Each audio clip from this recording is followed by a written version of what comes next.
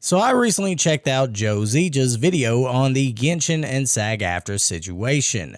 Joe Zija, who is a voice actor himself, did a pretty good job of explaining the basics of the ongoing strike and how it relates to Genshin Impact. I appreciated that he presented the information calmly and clearly, helping to make sense of some of the confusion out there. One of the most interesting things I took away, and something that might surprise many given the online discussions, is that Genshin Impact isn't actually on SAG-AFTRA's list of struck productions.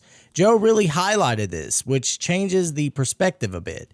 It seems the strike isn't directly targeting the game, but rather certain companies involved in its production, like Formosa Interactive. While the video did a decent job of explaining this foundational point, I was left wanting a more in-depth discussion of the issues people are really concerned about. It felt like he just scratched the surface, and many of the more complex and controversial topics were either briefly mentioned or skipped over.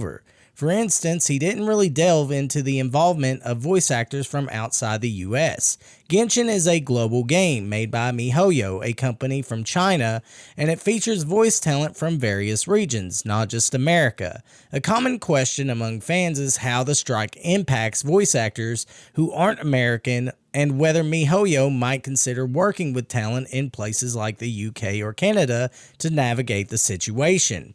Joe completely ignored this, which felt like a significant oversight since it's a major point of frustration for many. It makes SAG's influence seem very focused on the US for a game with an international scope. Then there's the concern that SAG-AFTRA might be trying to establish a monopoly over English voiceover work. Many online speculate that the union is leveraging the strike to pressure companies like MiHoYo into becoming fully unionized, potentially excluding non-union actors. Joe did mention SAG's desire for AI protections, which makes sense, but he didn't address this potential monopoly issue. Is it solely about protecting actors' rights, or is SAG aiming to control the English VO landscape? This is a discussion he avoided, and I wish he had explored it because it's a source of much skepticism. Furthermore, what would happen to non-union voice actors if MiHoYo were to sign with SAG? Joe briefly mentioned the Taft-Hartley Act, which allows non-union actors to work on union projects temporarily, but he didn't explain it further. From what I understand, it provides a 30-day window before they need to join SAG or leave the project. Now, they can extend it, but they can only do this 3 times in a lifetime. Then they would have to join SAG, no questions asked.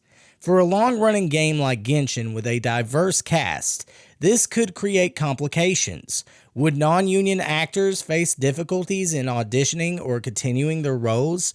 Joe didn't examine this, leaving a void where people are seeking reassurance about the future of their favorite voices. This also relates to the potential benefits and drawbacks of SAG having greater influence over Genshin's English voice acting, another area where Joe kept it brief.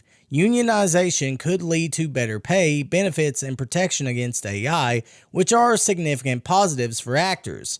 However, it could also limit MiHoYo's options, increase costs, potentially displace non-union talent, and possibly upset fans if it's perceived negatively. Joe remained impartial, but I would have appreciated a clearer breakdown of these potential trade-offs. He also quickly glossed over California law and the practicalities of a Chinese company aligning with an American union. While he stated it's legally possible, it's certainly not straightforward, involving significant paperwork, international labor law complexities, and legal expenses. MiHoYo might view it as more trouble than it's worth, and Joe seemed to downplay this obstacle, making it sound simpler than it likely is. Now, Joe does mention that MiHoYo did partner with a new studio called Side Global for Genshin, and this company has AI protections. So the real question is, why would they need SAG to get AI protection if there are companies that actually offer these AI protections?